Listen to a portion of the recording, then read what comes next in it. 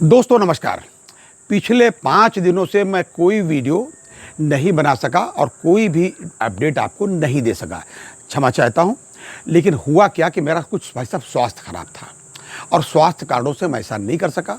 खैर आप सबकी दुआओं से, भगवान की कृपा से अब मैं बिल्कुल ठीक हूँ और आपके सामने प्रस्तुत हूँ। लेकिन इस बीच एक बताने वाली महत्वपूर्ण बात क्या है? महत्वपूर्ण बात केवल स्वास्थ्य की बात मैं आपको नहीं बता रहा हूँ, बता इसलिए भी रहा हूँ कि मेरे पास भी हेल्थ कवर नहीं है, यानी कि हेल्थ का बीमा मेरे पास भी नहीं है भाई साहब। हेल्थ का बीमा इतना कॉस्टली है भाई साहब। आप समझ लीजिए कि लगभग 8.5 लाख रिटायरीज में से मुश्किल से 1,10,000 के आसपास ऐसे लोग हैं जिनके पास हेल्थ कवर है। मेरे पास भाई साहब नहीं, मैं नहीं ले पाया जी। खैर आप सबकी दुआओं से मैं बिल्कुल ठीक हूँ। जब कभी ये शुरू हुआ था भाई साहब, तब वो मुश्किल से 5-6 हज़ार रुपये इसका इंस्टॉलमेंट हुआ करता था, प्रीमियम होता था। आज स्थिति है 1 लाख से कहीं ऊपर, 1,07,000-8 हज़ार के आसपास है। हर आदमी ले भी नहीं सकता भाई साहब इसको। जी हाँ, देखिए खंडेलवाल कमेटी ने पहले कहा था, काफ़ी पहले रिकमेंडेशंस अपनी दी थी कि बैंक का एक वेलफेयर फंड हो, 25% कम से कम उसमें होना चाहिए। उसका वेलफेयर फंड का 25% जो है ये हेल्थ पर जाना चाहिए भाई साहब, और हेल्थ का रिटायरीज का भी उसमें और वर्किंग वालों को भी जी। लेकिन हुआ क्या कालांतर में, वो आपके सामने है भाई साहब। आप जानते हैं हेल्थ का कोई कवर रिटायरीज को नहीं दिया जाता है बैंकिंग सेक्टर में, जबकि कुछ तमाम विभाग ऐसे हैं जिनमें ऐसा नहीं है। खैर इस बीच में हुआ ये कि एआईबी पार्क ने एक पत्र डीएफएस के जो सेक्रेटरी है विवेक जोशी साहब आईएएस है, उनको लिखा हुआ है और अपने कुछ सजेशंस दिए हैं।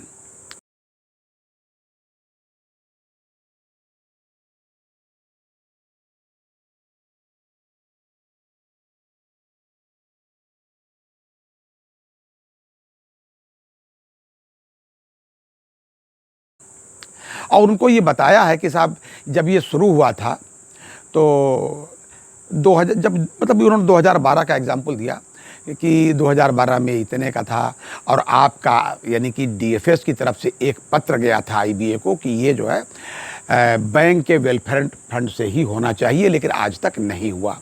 दूसरी बात यह है कि जो अलग अलग इसका इंश्योरेंस कवर लिया जाता है, आप जो सर्विंग एम्प्लाई है उनका अलग लेते हो, इनका अलग लेते हो। सर्विंग एम्प्लाई को का तो आपने कर दिया, लेकिन अगर इनका अलग लेने की बजाय सर्विंग एम्प्लाई के साथ एक ही साथ जब अगर आप इसको लेंगे तो बहुत कम एक्सपेंडिचर इसको आएगा। देखिए जो लोग रिटायर होने के करीब हैं या मतलब माफ़ कीजिएगा रिटायर हो चुके हैं और जो उम्र जिनकी बढ़ती जा रही है, जाहिर सी बात है उनके यहाँ जो है इस पर ज़्यादा प्रीमियम आता है, इसलिए उसमें क्लेम भी बनता है, लोगों का स्वास्थ्य का अपना इलाज कराते हैं।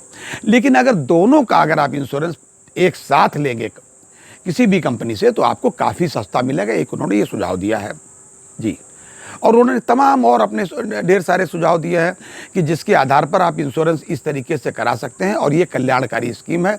आप इसमें सरकार को मतलब जो है सुझाव दे सकते हैं और आप दीजिए और हम लोगों का कुछ कल्याण कीजिए। इस तरीके की बातें एआईबी पार्क ने उनको लिखी हैं।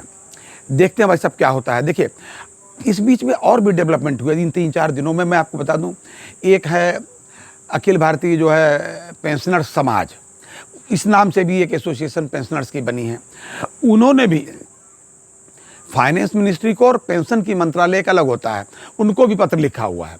उनका एक मिनिस्ट्री ऑफ एक्सपेंडिचर भी है, उनको भी कॉपी करी है कि साहब जो है ये जो कम्यूटेशन है इसकी रिकवरी आप कम ईयर्स में कराइए। 10-10.5 साल में रिकवरी वास्तव में हो जाती। आज के दौर में 15 साल जब निर्धारित किया गया था तब भाई साहब रिटायरमेंट टेस्ट दूसरा था। ये तमाम बातें उन्होंने उसमें भी लिखी हैं।